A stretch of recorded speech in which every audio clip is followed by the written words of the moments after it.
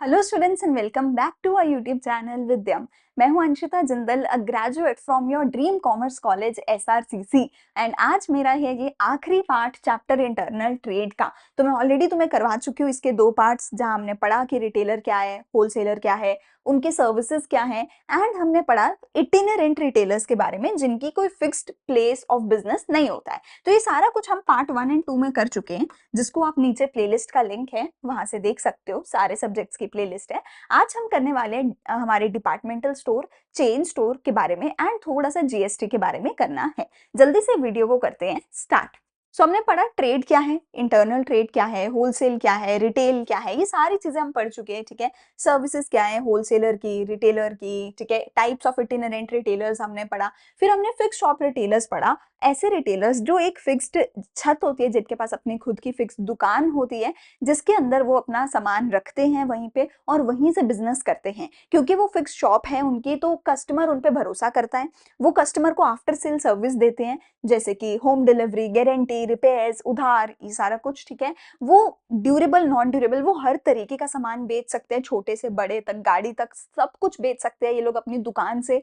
ठीक है, ये बहुत छोटे भी हो सकते हैं साइज में, बहुत बड़े भी हो सकते हैं। ठीक है, तो इनके बारे में ही हमें आगे पढ़ना है। Types of fix shop retailers क्या होते हैं? छोटे शॉपकीपर होते हैं, जैसे कि जनरल स्टोर्स हैं। आपने अपने घर के आसपास वाली मार्केट होगी जो भी, उसमें देखा होगा यार, जनरल स्टोर्स होते हैं जहाँ पे जनरल छोटी मोटी घर के सामान, घर की चीजें बिकती हैं।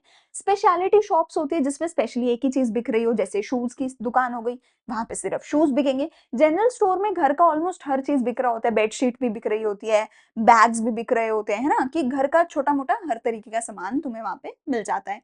ठीक है, स्ट्रीट स्टॉल होल्डर्स होते हैं, स्ट्रीट में कई लोगों ने अपनी स्टॉल लगा रखी होती है फिक्स एक ही जगह पे। सेकंड हैंड गुड की शॉप्स होती हैं। आजकल तो जैसे वो आ गया ना ऑनलाइन अपना OLX वगैरह, तो सेकंड हैंड भी होती हैं।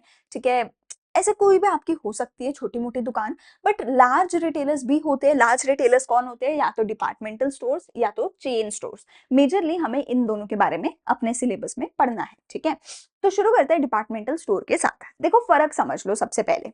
स्मॉल शॉपकीपर तो सिंपल है कि तुम कुछ भी बेचो, पर तुम्हारे पास क्योंकि ज्यादा पैसा नहीं है, तुम ज्यादा इन्वेस्टमेंट नहीं कर सकते, तो तुम्हारी छोटी सी दुकान है, कुछ बड़ा नहीं है, एक ही दुकान है, छोटी सी दुकान है, दैट्स इट। अब उसमें तुम एक ही चीज बेचो या बहुत सारी चीजें बेचो या सेकेंड हैंड चीजें बेचो, वो तुम्हारी मर्जी, पर छोटी सी दुकान है, दैट्स इट। अगर तुम्हारे पास ज्यादा पैसा है तो तुम एक बड़ी दुकान खोलोगे, बड़ी इन्वेस्टमेंट लगाओगे और ज्यादा चीजें बेचोगे, तो उसके बेसिस पे डिपेंड करेगा कि क्या तुमने एक डिपार्टमेंटल स्टोर खोला या तुमने एक चेन स्टोर खोला। डिपार्टमेंटल स्टोर में बेसिकली हमारे पास आते हैं, जैसे हमारे होते हैं डी मार्ट है, रिलायंस के भी मार्ट्स होते हैं,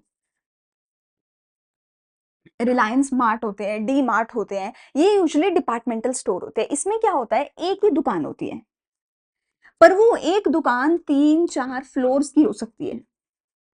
उस एक ही दुकान में मल्टीपल चीजें बिक रही होती हैं, आपके घर की हर छोटी मोटी चीज से लेके कपड़ों तक। ठीक है, बच्चों का, विमेन का, मेन का, खाने पीने का, ऑलमोस्ट हर चीज, हर एक चीज उसके अंदर बिक रही होती है। हर चीज के अलग अलग डिपार्टमेंट्स होते हैं।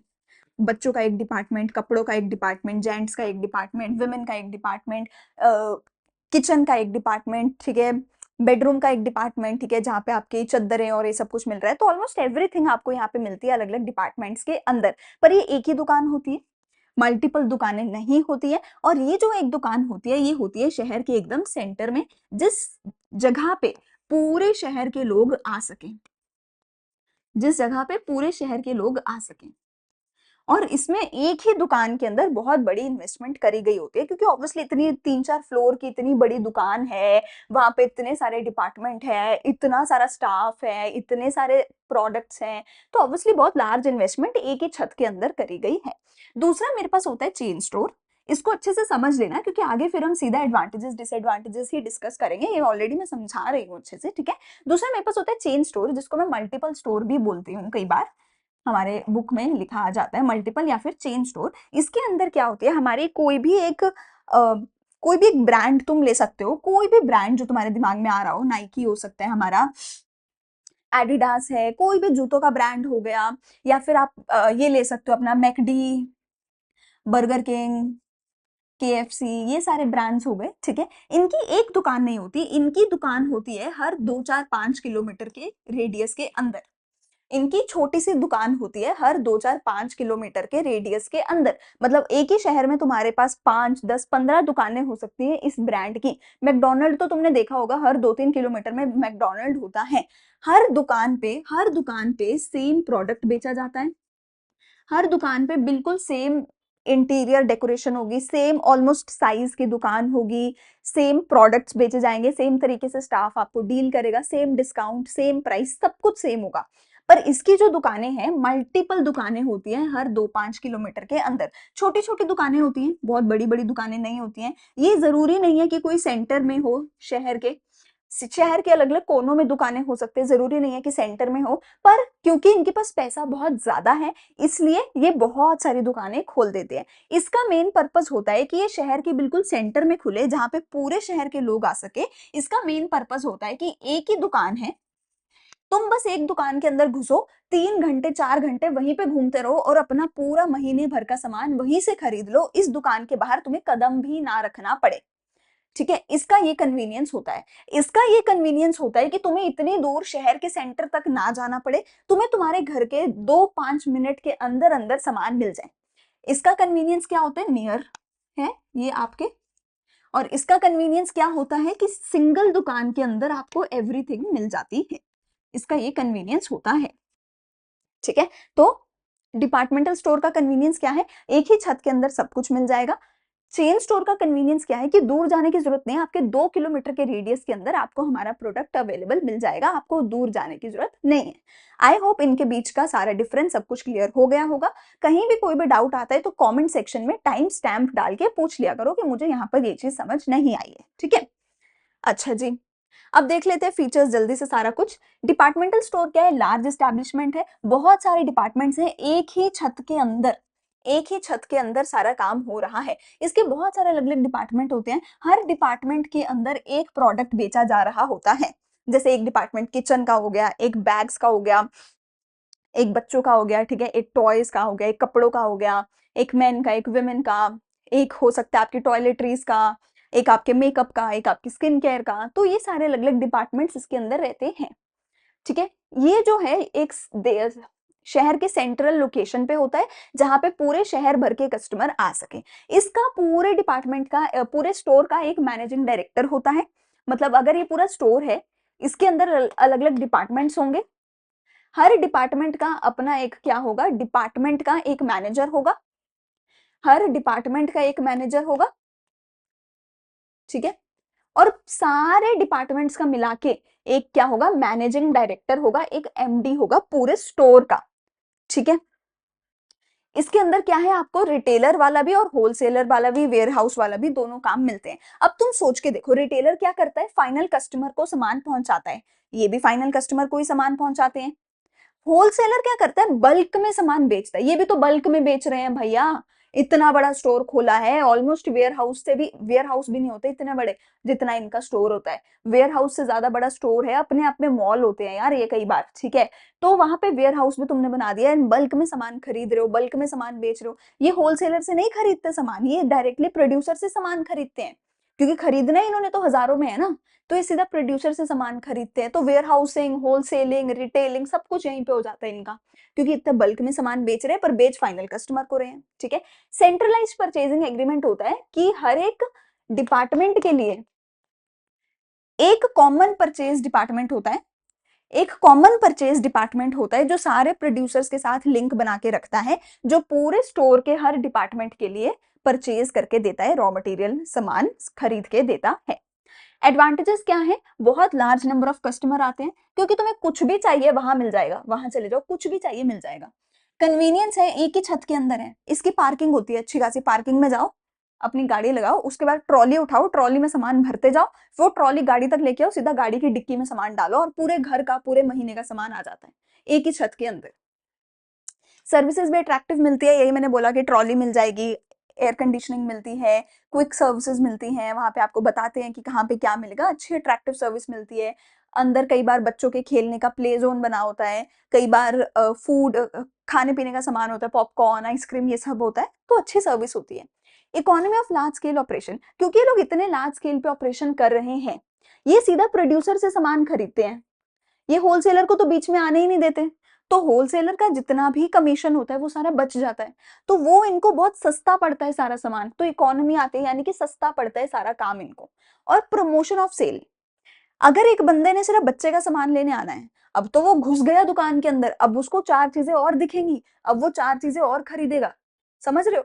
अगर अपना सामान लेने आया था पर बच्चा भी साथ में आया है, तो बच्चे की भी नजर जाएगी, बच्चा भी कुछ खरीदेगा, तुम्हारी वाइफ भी कुछ खरीदेगी, तुम्हारे मम्मी पापा भी कुछ खरीदना चाहेंगे, तो भैया जी एक डिपार्टमेंट का सामान खरीदने आए हो, घूम के तो सारे डिपार्टमेंट जाओगे, जिसकी वजह से आपस में सारे डिपार्टमेंट्स की सेल्स प्रमोट होती रहती है, सेल्स बढ़ती रहती है, अट्रैक्ट होते रहते हैं। तो ये बहुत अच्छा एक अ, अच्छा बिजनेस फॉर्मेट है ये एक बहुत, बट ऑब्वियसली लार्ज इन्वेस्टमेंट लगती है। डिसएडवांटेज क्या है?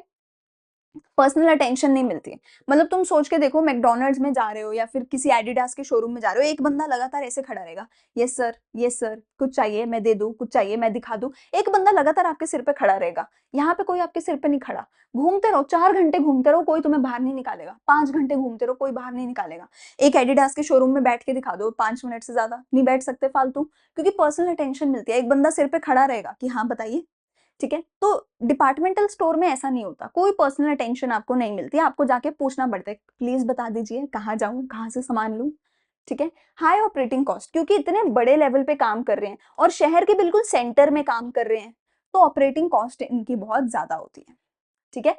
लॉस की पॉसिबिलिटी बहुत ज्यादा है, क्यों? क्योंकि तुमने सिर्फ एक दुकान खोली है, तुम देख रहे हो टेक्निकली तुमने सिर्फ एक दुकान खोली है शहर के सेंटर में बहुत बड़ी, वो अगर एक ही दुकान नहीं चली तुम्हारा तो जीरो। पर मैकडोनल्ड खोलेगा उसी शहर में 10, 1 2 3 4 5 6, दो नहीं चले, चार तो चल गए, चार तो चल गए, रिस्क डिस्ट्रीब्यूट हो गया। तो डिपार्टमेंटल स्टोर क्योंकि एक अकेला है, तो उसको रिस्क बहुत ज्यादा है, पॉसिबिलिटी ऑफ लॉस बहुत ज्यादा है। इनकन्वीनियंट लोकेशन होती है यार, हर बंदा अपने घर से निकल के आधा घंटा दूर शहर के सेंटर तक नहीं पहुंच सकता, तो कई बार कस्टमर्स के लिए लोकेशन इनकन्वीनियंट हो जाती है, ठीक है? एंड क्योंकि शहर का सेंटर है तो बहुत ज्यादा भीड़ भड़ाका वाली जगह होती है, ठीक है? सो ये कुछ एक लिमिटेशंस हैं डिपार्टमेंटल स्टोर की, कि कस्टमर को कई बार दूर लगता है, बिजनेसमैन के लिए रिस्क है, ठीक है? कस्टमर को अटेंशन नहीं मिलती, तो कुछ डिसएडवांटेजेस ऑब्वियसली हर चीज की तो होती ही है, ठीक है? फिर आते हैं चेन स्टोर या मल्टीपल स्टोर। ये क्या है? नेटवर्क ऑफ रिटेल शॉप्स है, owned and operated by the manufacturer. अब जैसे क्या कहते हैं, जो भी ये होती है एडिडास की जो मैं कह रही हूँ शोरूम है, इसका शोरूम उसका शोरूम, वहां पे कोई रिटेलर नहीं होता, वो एडिडास के सीधा फैक्ट्री से माल आ रहा है, एडिडास की जो कंपनी है जो मैन्युफैक्चरर है उसका खुद का शोरूम है भाई वो, ठीक है ना? अब मैकडोनल्ड, डोमिनोज, केएफसी, ये सारे कोई रिटेलर थोड़ी हैं, जो प्रोड्यूसर है सीधा उसी कंपनी से माल आ रहा है, सीधा उसी कंपनी के शोरूम है, उसी कंपनी के रेस्टोरेंट्स है, कैफेज है, ठीक है? इसके अंदर क्या होता है, बहुत सारी दुकानें खोली जाती हैं, सिमिलर अपीयरेंस होती है, सिमिलर कलर स्कीम, सब कुछ सेम होता है, ठीक है? दुकान का साइज सेम होता है, प्रोडक्ट सेम होता है, स्टाफ को सेम चीजें सिखाई जाती हैं, प्राइस सेम होता है, सब सेम होता है, ठीक है? पूरे शहर भर में अलग अलग जगह पे खोला जाता है, ठीक है? स्टैंडर्डाइज्ड और ब्रांडेड प्रोडक्ट होते हैं और सेम प्रोडक्ट इसके अंदर बिक रहा होता है, और ऐसे प्रोडक्ट बिक रहे होते हैं जो जल्दी जल्दी बिक जाए। ऐसा प्रोडक्ट इसमें यूजुअली नहीं बिकता जिसको बिकने में तुम्हें 5 दिन का टाइम लगे सोचने, खरीदू कि नहीं खरीदू, खरीदू कि नहीं खरीदू, जाओ खा के आ जाओ यार भाई, एक बर्गर ही तो है, ठीक है? वैसे वाला सामान यहाँ पे बिकता है, ठीक है? सेम ऑर्गेनाइजेशन इसको चला रही होती है, ठीक है? बिल्कुल सेम स्ट्रैटेजीज होती हैं, सेम प्रोडक्ट होता है, सेम सब कुछ सेम होता है।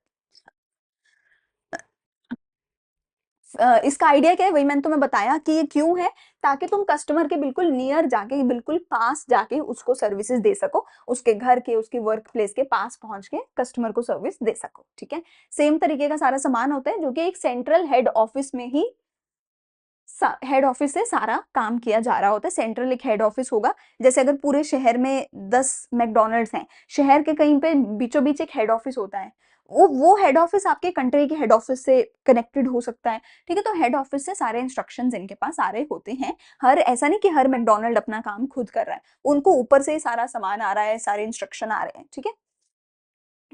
एक ब्रांच मैनेजर होता है हर ब्रांच का, ठीक है? It is most effective in handling high volume merchandise, ठीक है, जिनकी रेपिटेटिव सेल्स होती है थ्रू आउट द ईयर, ठीक है? जैसे कि अपना बाटा, एडिडास, ठीक है? ये सारी चीजें हो गई। एडवांटेजेस क्या है? इकोनॉमीज ऑफ स्केल है, क्योंकि तुमने इतने सारे स्टोर खोल दिए, अगेन तुम होलसेलर को बीच में से निकाल रहे हो, रिटेलर को बीच में से निकाल रहे हो, खुद ही जाके कस्टमर को सामान बेच रहे हो, तो बहुत सस्ता पड़ेगा तुम्हारे लिए, बिजनेसमैन के लिए। ठीक है, मिडलमैन एलिमिनेट हो रहा है, होलसेलर और रिटेलर एलिमिनेट हो रहा है, सीधा प्रोड्यूसर खुद अपनी दुकान खोल के कस्टमर को सामान दे रहा है। No bad debts. कभी देखा है कि मैकडोनल्ड उधार पे बर्गर बेचे? उधार होता ही नहीं है यहाँ पे, उधार होता ही नहीं है यहाँ पे, ठीक है। ट्रांसफर ऑफ गुड्स, तुम सीधा गुड्स को कस्टमर तक ट्रांसफर कर रहे हो, ठीक है। Diffusion of risk, risk diffuse हो गया, तुमने एक ही शहर में 10 अलग अलग मैकडोनल्ड खोले हैं, वही वाली बात हो गई। 3 नहीं भी चले 6 तो चल गए, 3 नहीं चले 6 तो चल गए, तो रिस्क जो है इतने सारे ब्रांचेस में बट जाता है। लो कॉस्ट होती है, पर ब्रांच को कॉस्ट बहुत कम है, पर ब्रांच अगर मैं देखूं एक मैकडोनल्ड को चलाने की कॉस्ट बहुत कम है, बहुत छोटा सा है, बहुत प्राइम लोकेशन पे नहीं होता है, साइड में कहीं होता है, ठीक है, तो कॉस्ट कम होती है। फ्लेक्सिबिलिटी होती है, हर ब्रांच अपने ऑपरेशंस को काफी हद तक अपने हिसाब से चला सकती है, तो फ्लेक्सिबिलिटी भी होती है। पर लिमिटेशन क्या है? लिमिटेड सिलेक्शन ऑफ गुड्स, तुम्हारे पास ऑप्शन ही नहीं है कि तुम मैकडोनल्ड में जाके पिज्जा खा सको। अगर सोचो मेरे 4 दोस्त है, एक को बर्गर खाना है, एक को पिज्जा खाना है, तो हम मैकडोनल्ड नहीं जा सकते क्योंकि वहां पे तो पिज्जा नहीं मिलता ना। तो लिमिटेड सिलेक्शन ऑफ गुड्स है। लैक ऑफ इनिशिएटिव, यहाँ पे लैक ऑफ इनिशिएटिव होता है lot of times by the employees as well, कि एम्प्लॉयज जो है ना वो अपने आप से कुछ नहीं करते, उनको हेड ऑफिस से सारे इंस्ट्रक्शन मिलते हैं, हेड ऑफिस ने जैसा बोल दिया एम्प्लॉयज वही करेंगे, ब्रांच के एम्प्लॉयज अपने आप से खुद कुछ नहीं करते, ऊपर से जो आ गए इंस्ट्रक्शन वही किया जाएगा, ठीक है। अगली चीज आती है lack of personal touch. Again personal touch नहीं होता है क्योंकि ऊपर से जो बोल दिया गया एम्प्लॉय वही कर रहा है, वो एम्प्लॉय नहीं लगता, बहुत बार रोबोट लगता है, क्योंकि भैया इनको तो सिखाया गया है ये ऐसे ही होगा, तुम एम्प्लॉय को बोलो यार कर देना, वो बोलेगा सॉरी सर इंस्ट्रक्शन नहीं है मेरे पास, मैं नहीं कर सकता, तो वो रोबोटिक हो जाते हैं बहुत बार एम्प्लॉयज, ठीक है। डिफिकल्ट टू चेंज डिमांड, मतलब वही है कि अगर मैकडोनल्ड कल को बोले कि भैया मैं पिज्जा बेचने लग गया हूँ, will you ever believe McDonald pizza बेचने लग गया है या डोमिनोज बर्गर बेचने लग गया है? सो कल को अगर डोमिनोज को खुद को as a burger brand establish करना है तो लोग डिमांड ही नहीं करेंगे डोमिनोज का बर्गर, लोग डिमांड ही नहीं करेंगे डोमिनोज का बर्गर, ठीक है। सो तुम्हें अपनी डिमांड को, अपने प्रोडक्ट लाइन को चेंज करना बहुत मुश्किल हो जाएगा, ये बात है, क्योंकि तुम सालों से हजारों स्टोर्स में एक प्रोडक्ट बेचते आ रहे हो, अब हजारों स्टोर्स में दूसरा प्रोडक्ट लॉन्च करना बिल्कुल डिफरेंट, वो डिफिकल्ट हो जाएगा, वो यहाँ पे नहीं हो सकता, ठीक है। डिफरेंस क्या है दोनों में? लोकेशन, डिपार्टमेंटल स्टोर होता है बिल्कुल सेंट्रल लोकेशन पे, मल्टीपल स्टोर होते हैं मल्टीपल लोकेशंस पे, जरूरी नहीं है कोई एक ही जगह पे हो, ठीक है। Range of products, departmental store में तो बहुत सारे different different types of products होते हैं, इसमें सिंगल टाइप ऑफ प्रोडक्ट होता है मल्टीपल स्टोर में। सर्विसेज ऑफर्ड, डिपार्टमेंटल स्टोर में काफी सर्विसेज आपको मिलती हैं, उधारी भी मिल जाती है, बहुत बार आपको डिस्काउंट्स मिलते हैं, ट्रॉली सिस्टम मिलता है, आपको इतनी सर्विसेज मल्टीपल स्टोर्स में काफी बार नहीं मिलती हैं। प्राइसिंग, डिपार्टमेंटल स्टोर्स आपको सस्ता में सामान दे देते हैं, ठीक है, क्यों? क्योंकि वो इतने बल्क पे काम कर रहे होते हैं एंड वहां पे ऑब्वियसली डिस्काउंट्स ज्यादा मिल जाते हैं, पर यहाँ पे ब्रांड्स होते हैं, मल्टीपल स्टोर में ब्रांड्स होते हैं, विच इज वाई जो ब्रांडेड सामान है वो लॉट ऑफ टाइम्स आपको सस्ता नहीं मिलता है, ठीक है। क्लास ऑफ कस्टमर, कि कस्टमर अमीर आ रहे हैं या गरीब आ रहे हैं, मतलब बहुत सुपर रिच आ रहे हैं या मिडिल क्लास आ रहे हैं, ठीक है। सो लॉट ऑफ टाइम्स यहाँ पे ब्रांडेड में तो सुपर रिच जाते हैं, ठीक है, यहाँ पे lot of time middle man जाते हैं, ठीक है, मिडिल क्लास जाती है। क्रेडिट फैसिलिटी, उधारी आपको लॉट ऑफ टाइम्स बेटा जी डिपार्टमेंटल स्टोर वाले फिर भी दे देते हैं, कार्ड सिस्टम बना देते हैं ना, कि आपका कार्ड है, कार्ड में पॉइंट्स इकट्ठे हो रहे हैं आपके, है ना, and so on and so fourth, पर ब्रांड्स आपको कभी उधारी नहीं देते हैं, ठीक है। Flexibility, flexibility lot of time departmental store के पास नहीं होती है, चेन स्टोर्स के पास होती है, कि वो एक स्टोर बंद करके दूसरी जगह खोल सकते हैं, पर डिपार्टमेंटल स्टोर तो भैया एक स्टोर बंद करके दूसरी जगह नहीं खोल सकता, तो उसके पास वो फ्लेक्सिबिलिटी नहीं होती है, ठीक है। अगेन ये सारे डिफरेंसेस हम काफी हद तक पहले ही पढ़ चुके हैं। लास्ट मेरे पास एक टॉपिक आता है जीएसटी का, जिसको फटाफट से 2 मिनट में हम करेंगे, ज्यादा इंपॉर्टेंट नहीं है, मोस्ट प्रोबेबली आपके पेपर में पूछा भी नहीं जाता है जीएसटी के बारे में, इट्स जस्ट स्मॉल टॉपिक, जो पढ़ना है तो पढ़ लेते हैं, ठीक है। जीएसटी हमारा क्या है? देखो एक नया तरीके का टैक्स है, पहले क्या होता था multiple different types of taxes होते थे, अब जीएसटी आ गए जो एक सिंगल टाइप ऑफ टैक्स है। जीएसटी के स्लैब्स चेंज हो गए हैं, बट आई डोंट थिंक अभी तुम्हारा सिलेबस इस साल में जो है अपडेट होगा, सो तुम पुरानी ही स्लैब्स अभी के लिए लिख के आ सकते हो। इसके अंदर 5, 12, 18 और 28% की स्लैब्स होती हैं। 3 तरीके के जीएसटी होते हैं, CGST, SGST, IGST, central, state, integrated GST, ठीक है। पहले हमारे पास 17 इनडायरेक्ट टैक्स होते थे, 23 सेस होते थे, मतलब इतने सारे डिफरेंट टाइप्स ऑफ टैक्सेस पहले हुआ करते थे। मतलब तुम्हें सोचना पड़ता था कि ये जो प्रोडक्ट मैं खरीद रहा हूं इस पे कौन सा टैक्स लगेगा, कितना लगेगा, तुम्हें नहीं पता। एक बंदा इतनी इंफॉर्मेशन नहीं रख सकता। अब तुम्हें पता है कि अगर मैं रेस्टोरेंट में खाना खाने आया हूं तो इस पे जीएसटी लगेगा और इस पे इतना % जीएसटी ही लगेगा। सबको पता होता है आजकल, क्योंकि एक ही टैक्स है। तो इतने सारे जो पहले टैक्सेस थे अब ये सारे खत्म हो गए हैं और अब इन सारे टैक्सेस की जगह पे एक टैक्स आ गया है, one nation one tax, GST. उसने रिप्लेस कर दिया है पुराने सारे इनडायरेक्ट टैक्सेस को। एक यूनिफाइड मार्केट बना दिया है पूरे देश को, कहीं भी सामान खरीदो, कहीं भी सामान बेचो। पहले तो हर स्टेट के अलग अलग टैक्सेस होते थे, गुड्स पे अलग टैक्स लगता था, सर्विस पे अलग टैक्स लगता था। तो तुम्हें ये सोचना पड़ता था जो मैं बेच रहा हूँ वो गुड है या सर्विस है। मतलब तुम एक रेस्टोरेंट में खाना खाने जा रहे हो तो खाना गुड्स है, पर जो रेस्टोरेंट के लोग जो वेटर्स है वो तो आपको सर्विस भी दे रहे हैं, है ना, वो तो सर्विस भी दे रहे हैं कि आपको वहीं पे बिठा के खाना खिलाया जा रहा है, खाना परोसा जा रहा है, प्लेट उठा के लेके जा रहे हैं, वो सर्विस भी है। तो पहले सोचना पड़ता था ये गुड्स में आएगा कि सर्विस में आएगा। अब तो भैया जीएसटी आ गया, गुड्स के लिए भी सर्विस के लिए भी, सबके लिए जीएसटी है, सबके लिए जीएसटी है। तो अब तुम्हें दिक्कत ही नहीं है कुछ सोचने की। तो पुरानी वो सारी प्रॉब्लम्स जो है अब आसान हो गई हैं जीएसटी की वजह से। इसके 4 अलग-अलग स्लैब्स हैं, कुछ चीज़ों पे इतना लगता है, कुछ पे इतना, कुछ पे इतना और कुछ पे इतना लगता है। अगेन आई डोंट थिंक तुम्हारे पेपर में आएगा, बट अगर आ रहा है तो यही लिख देना, बिकॉज़ अभी जो अपडेटेड स्लैब्स हैं आई डोंट थिंक उससे तुम्हारा सिलेबस अपडेट हुआ होगा। सो यू कैन राइट दीस। 3 तरीके के जीएसटी होते हैं, central, state and integrated GST. ठीक है, अब इसमें से जो आईजीएसटी है वो तब लगता है जब तुम एक स्टेट का सामान दूसरे स्टेट में बेच रहे हो। ठीक है, अगर मैं दिल्ली का सामान पंजाब में बेच रही हूँ तो मुझे लगेगा सिर्फ और सिर्फ आईजीएसटी। पर अगर मैं दिल्ली का सामान दिल्ली के अंदर ही बेच रही हूँ तो मैं इस पूरे आईजीएसटी को 2 टुकड़ों में बांट दूंगी। मतलब अगर ये 18% है, मैं इसको 9% के 2 टुकड़ों में बांट दूंगी। एक होगा सीजीएसटी जो सेंटर के पास जाएगा, दूसरा होगा स्टेट जीएसटी जो स्टेट के पास जाएगा। दिल्ली स्टेट नहीं है, यूटी है, तो दिल्ली के केस में एसजीएसटी की जगह यूटी जीएसटी लगता है। ठीक है, यूनियन टेरिटरी वाला जीएसटी लगता है। सो हमारा बेसिकली इंटर स्टेट पे आईजीएसटी लगता है, इंट्रा स्टेट पे सीजीएसटी एसजीएसटी लगता है। एसजीएसटी की जैसा ही यूटी जीएसटी होता है जो यूनियन टेरिटरीज के लिए होता है। ठीक है, इतना इनफ है जीएसटी के लिए, इससे ज्यादा आपको पढ़ने की जरूरत नहीं है। यहाँ पर मेरा पूरे का पूरा चैप्टर होता है खत्म। एक बचता है आखिरी चैप्टर इंटरनेशनल ट्रेड का, जो अगली क्लास से हम करेंगे शुरू। हम मिलेंगे अगली क्लास में अगले चैप्टर के साथ। अगर कुछ अच्छा लगे तो please like share and subscribe कर देना। नीचे सारी प्लेलिस्ट्स हैं, वहां से जाके सारे सब्जेक्ट सारे चैप्टर्स देखो, प्लेलिस्ट को सेव कर लिया करो, टेलीग्राम से जाके नोट्स ले सकते हो, एंड अगर कोई भी डाउट है कमेंट सेक्शन में पूछ सकते हो। I will see you in the next video. Thank you, bye bye.